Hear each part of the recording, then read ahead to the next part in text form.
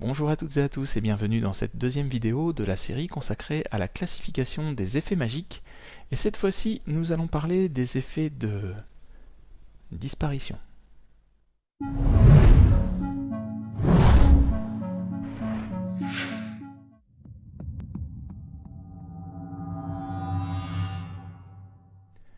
Évidemment, les effets magiques de disparition, appelés vanish en anglais, consistent à faire disparaître magiquement un objet, un animal ou une personne.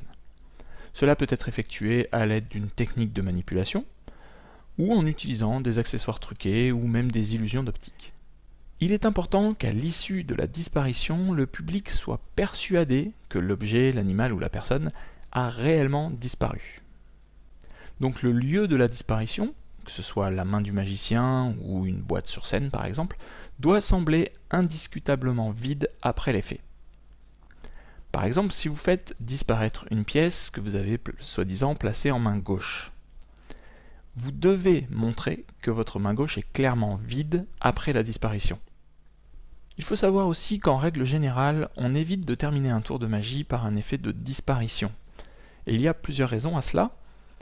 Tout d'abord, contrairement aux effets d'apparition, les effets de disparition vont créer un vide qui peut être perçu de manière un peu négative psychologiquement par les spectateurs. Et oui, parce que si l'objet a réellement disparu, il n'existe plus du tout. Donc c'est un peu triste, vous voyez. On a envie que l'objet réapparaisse pour que l'histoire se finisse bien. La deuxième raison, c'est que si vous avez par exemple emprunté un objet à un spectateur, il faudra bien le lui rendre. Et s'il a disparu, eh bien comment faire ?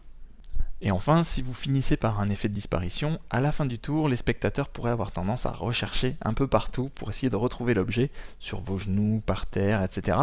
Donc c'est quelque chose qu'il vaut mieux éviter et on préférera plutôt finir par un effet de réapparition, peut-être par exemple à un autre endroit. Mais bien sûr, vous pouvez tout à fait jouer là-dessus.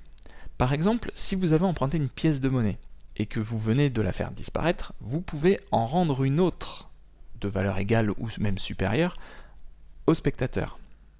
Ça va accentuer le fait qu'elle a réellement disparu. On en a déjà parlé d'ailleurs. Et là, vous accentuez l'effet magique en sous-entendant que la pièce d'origine, celle que le spectateur vous a prêtée, a réellement disparu, elle n'existe plus. Le fait de finir par une disparition peut aussi être intéressant dans certains cas s'il s'agit d'un objet maléfique dans l'histoire du tour. Si on reprend l'exemple de la dame de pique qu'on a évoqué dans la vidéo consacrée aux exemples de tours pour Halloween, faire disparaître la dame de pique à la fin peut se justifier en fait parce que cette dame de pique était devenue un peu incontrôlable. Et enfin, vous pouvez aussi éventuellement finir une routine par un effet de disparition dans le cas où l'objet, l'animal ou la personne était apparu magiquement au début du tour. Là, effectivement, vous rajoutez un peu de poésie à votre numéro, ça va le faire ressembler un peu à un rêve avec l'impression d'avoir vu un objet qui n'a apparemment finalement jamais vraiment existé.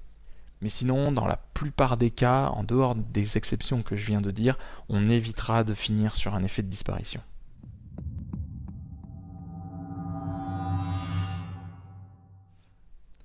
Déjà, les effets de disparition sont monnaie courante dans les tours de pièces. Alors sans mauvais jeu de mots, hein, monnaie courante, les pièces, bon bref, on passe. Il existe énormément de techniques de manipulation pour faire disparaître une pièce, et ces effets s'alternent généralement avec des effets d'apparition. Donc apparition, disparition de la pièce. Parmi les tours les plus logiques où on pourrait faire vraiment disparaître une pièce et ne pas la faire réapparaître, il y a le fameux tour du porte-monnaie invisible. Je ne sais pas si vous avez déjà vu ça, c'est tout simplement un porte-monnaie dont on va découper la partie en cuir, souvent ici, là, donc c'est des porte-monnaies assez anciens, hein, qui s'ouvrent comme ça, et donc on met les pièces dedans, et donc le magicien va enlever cette partie-là pour se fabriquer un accessoire, qui n'est pas truqué en soi, mais ça va permettre de créer un effet où les pièces vont sembler disparaître quand on va les mettre dans le porte-monnaie. Donc, je vous montre un exemple tout bête de présentation qu'on peut faire. Donc voilà mon porte-monnaie, ça c'est mon porte-monnaie de magicien, et il est magique puisqu'on ne voit pas ce qu'il y a dedans. Vous voyez, donc on ne peut pas me voler en fait mes pièces. Et je vous montre, je prends une pièce et je la mets dans le porte-monnaie, et vous voyez que elle devient complètement invisible. Pour rester dans les tours de close-up, donc de magie rapprochée, on peut citer également les effets de disparition de briquets ou de stylos par exemple, c'est assez classique. Sur scène, il y a beaucoup de grandes illusions qui consistent à faire disparaître une assistante, un animal ou même parfois un membre du public, mais bien souvent cette disparition est temporaire, c'est-à-dire que la personne va réapparaître à la fin du numéro. On peut par exemple citer les effets de boîte transpercée par des épées. Donc une assistante entre dans la boîte, on ferme la boîte, on la transperce d'épée, on ouvre la boîte pour montrer que l'assistante n'y est plus, donc là, effet de disparition, on referme la boîte, on enlève les épées et l'assistante réapparaît. Un tour similaire d'ailleurs existe avec le même effet mais sur la tête, donc là dans ce cas-là c'est un petit peu plus bluffant, un peu plus visuel puisqu'on voit le corps mais on ne voit plus la tête de la personne, on voit les épées à travers la boîte.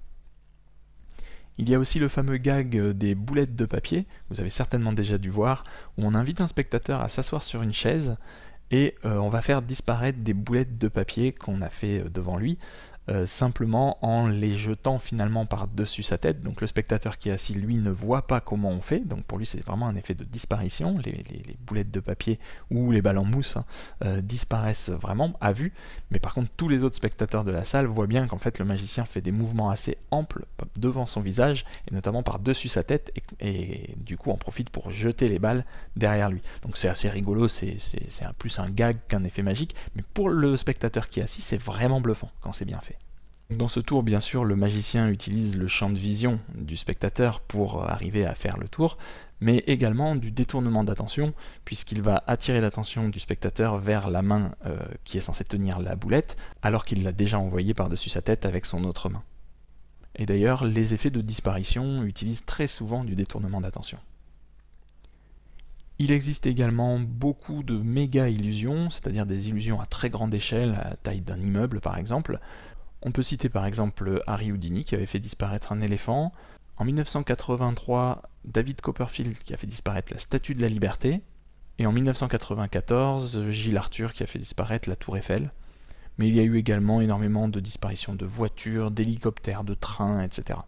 Et là encore, comme bien souvent, la disparition n'est que temporaire, puisqu'on fait réapparaître l'immeuble par exemple quelques minutes après. Pour les amateurs de cartes, il existe assez peu de tours utilisant des effets de disparition de cartes. Ce sera d'ailleurs plutôt des effets de change, on y reviendra d'ailleurs dans une prochaine vidéo.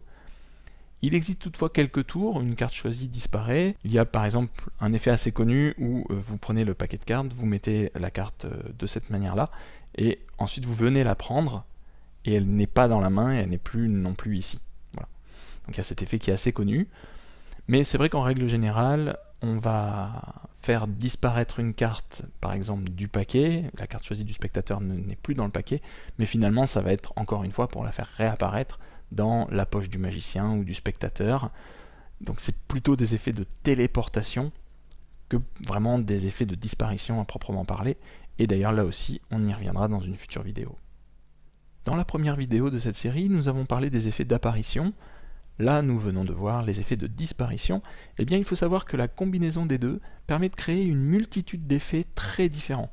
Et c'est ce que nous verrons dans la prochaine vidéo de cette série consacrée à la classification des effets magiques. Merci encore pour votre attention et à très bientôt pour la prochaine vidéo de la magie sous un autre angle.